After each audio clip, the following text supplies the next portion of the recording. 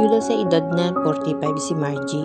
May isa itong anak na babae, pero hindi naman ito lumaki sa kanya sapagkat dala ng kahirapan, napilitan itong umabroad para makapagpatayo ng sarili nilang bahay ng asawang si Jojo sapagkat nakikisuyo lang sila sa bahay ng biyanan pagkatapos nilang ikasal. Ngunit sa kasamaang palad, hindi sila magkasundo ng biyanan babae dahil may gustong ibang babae para sa anak si Aling Marites, ang kanyang biyanan. Kaya't kahit hindi alam ang magiging kapalaran sa ibang bansa, pikit mata ay nag-apply itong DH. Nagsasawa na kasi siya sa araw-araw na pagpaparinig ng kanyang biyanan sa kadahilanang ayaw nga nito sa kanya. Makalipas nga ang 4 na buwan mula na mag-apply ito ay nakalipad sa Saudi si Margie. Maayos naman ang naging kalagayan niya doon. Nagkaroon siya ng mababait na amo na hindi siya itinuring na iba, di tulad ng ibang amo, kaya't naging maayos ang kalagayan niya sa abroad. Kaya makalipas ang 6 na buwan at mabayaran ang placement fee at iba pang nagamit sa kanyang pag-alis, nag-umpisa na nga magpadala si Margie sa asawa ng pambili ng materyales para sa kanilang ipinapagawang bahay. Sa pagdaan ng mga araw at buwan, ay tuluyan nang nakapagpagawa ng sariling bahay si Margie at ang asawang si Jojo. Kaya't 1 buwan matapos ang 2 taong kontrata ay nakalipat na ang kanyang mag-ama sa bago nilang tahanan. Bagamit maliit lang ito, may sarili naman nila. Pagkatapos ng kontrata niya sa amo, nakiusap sa kanya ang mga ito na mag-extend siya. Sabi ng mga ito, ibibigay na lang ang kanyang pamasahe pauwi at ipadala niya sa kanyang asawa at anak upang idagdag sa pangangailangan sa pagtatapos ng kanilang bahay. Kinausap naman ni Margie ang asawa bago pumayag sa hiling ng mga amo. Sa una ay ayaw pumayag ni Jojo, ngunit sa pakiusap at maayos na pagpapaliwanag ni Margie ay napahinuhod nito ang asawa. Okay naman ang mga lumipas na araw, ngunit kung kailan malapit na matapos ang kontrata nito, sa kaniya nalaman na may babae ang asawa at labis itong nasaktan. Doble pa ang sakit nang malaman nito na buntis na ang babae nito. Kaya't kinausap nito ang asawa at sa una ay tumanggi ito, ayaw umamin. Pero nang sinabi niya na may picture siya ng babae nito, ay hindi na ito tumanggi. Dahil sa sobrang sakit, sa nalaman ay nagpasya si Margie na extend uli ang kontrata. Katwiran niya, kung uuwi siya ay lalo lang siyang masasaktan dahil nakikita niya ang babae ng asawa na walang iba kundi ang babaeng gusto pala ng kanyang biyanan para sa anak nito. Kaya't doble ang sakit para sa kanya. Nagtagumpay ito sa kanyang asawa at sa babae nito. Hiniling na lang niya sa asawa na huwag pababayaan ang kanilang anak. Mula noon, ginugol na lang ni Margie ang oras sa pagtatrabaho at sa pag-iipon para sa future ng kanyang anak.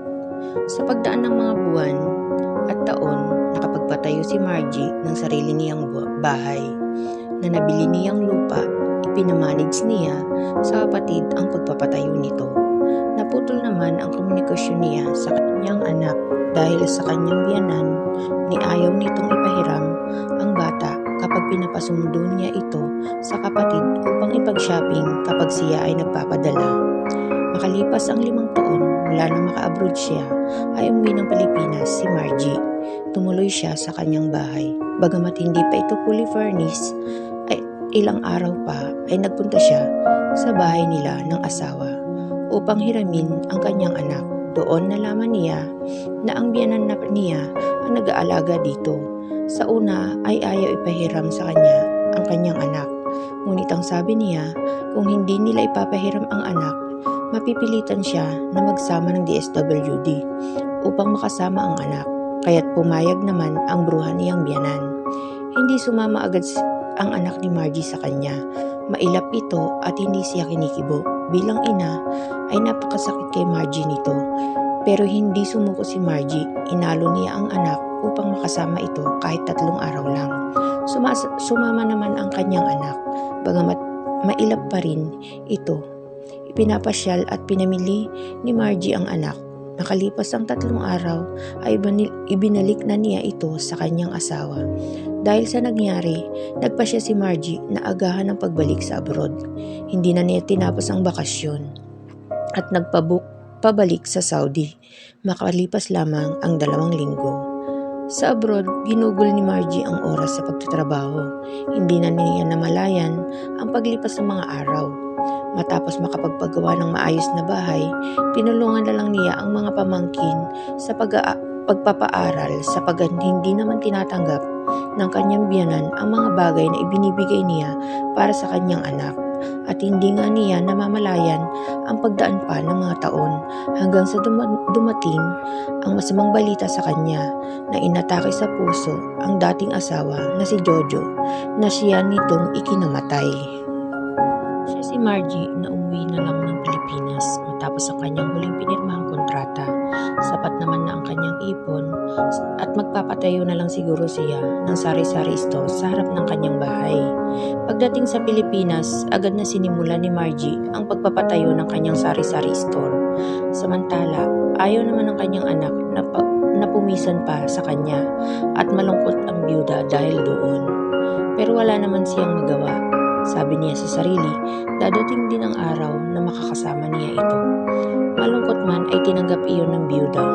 Pagkatapos ng ilang araw ay natapos na ang kanyang tindahan at namili na si Margie ng kanyang paninda sa isang malaking grocery store sa kanilang bayan.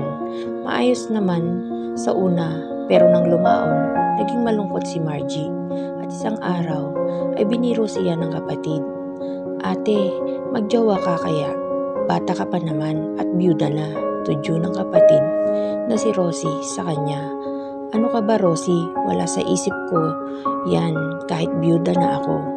Pero ate, iniisip lang kita. Hindi ka ba nalulungkot mag-isa ka lang dito sa bahay mo? Isa pa, malaya ka naman, dagdag pa nito. Hindi naman ito pinansin ni Margie kaya't napailing na lang si Rosie sa nakatatandang kapatid. Kinagabihan, naalala niya ang sinabi ng kapatid. Tama ito, nalulungkot din siya, ngunit wala naman siyang magawa. At siguro nga, hindi pa niya nakikita ang lalaking susunod na magpapatibok sa kanyang puso. Malalim din kasi ang naging sugat ng kanyang puso sa nangyari sa kanila ng namamayapang asawa. Kaya't hindi niya sineryoso ang mga nagpapalipad hangin sa kanya upang manligaw. Ito lang ang natutunan ni Margie mula sa kanyang naging kapalaran sa kanyang pag-abroad.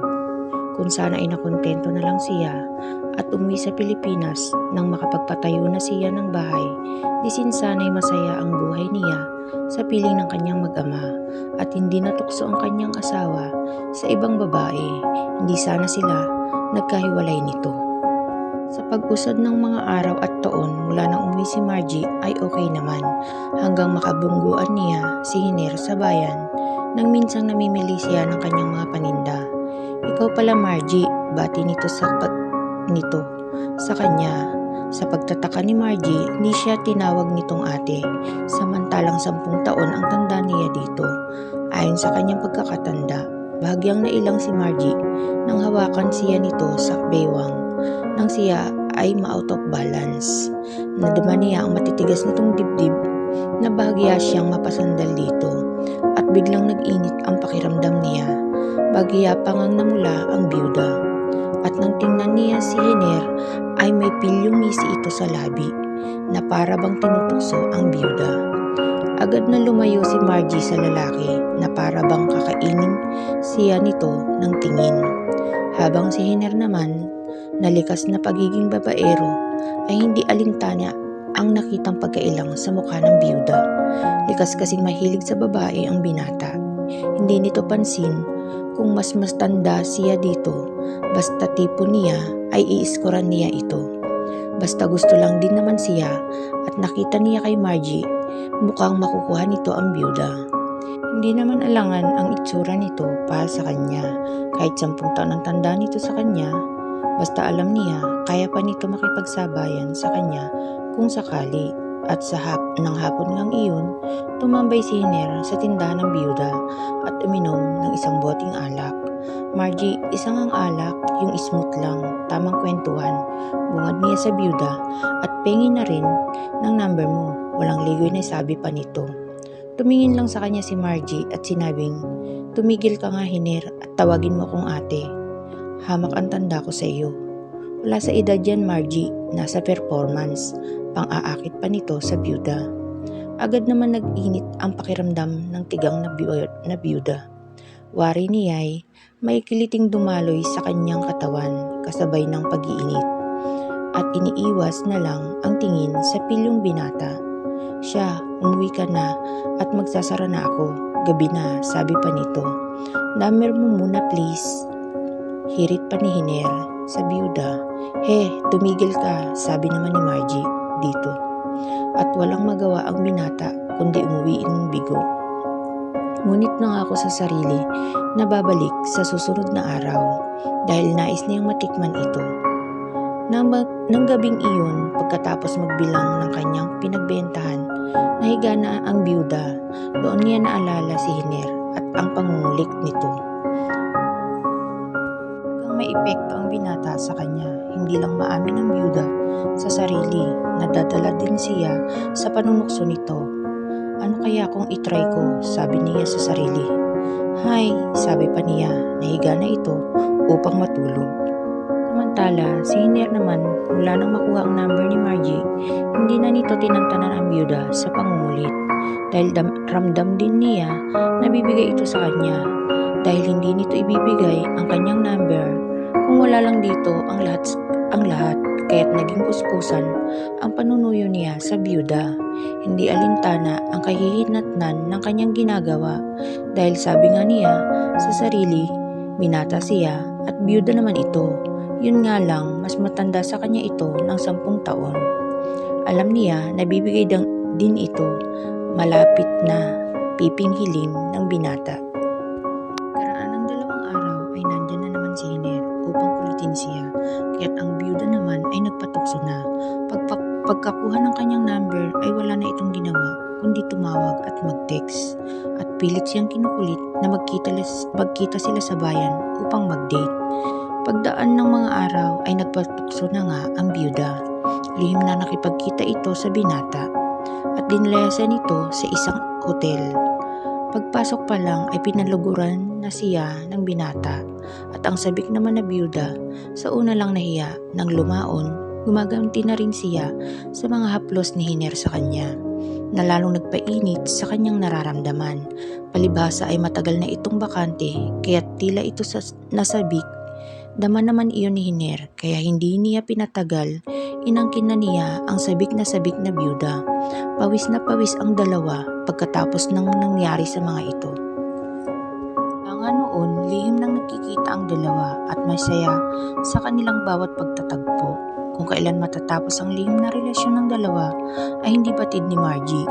Sa ngayon, ini-enjoy na lang niya kung ano ang meron sila ni Hiner. Hindi naman ito bawal dahil bukod sa byuda siya, binata naman si Hiner. Dangan nga lang at mas bata ito sa kanya.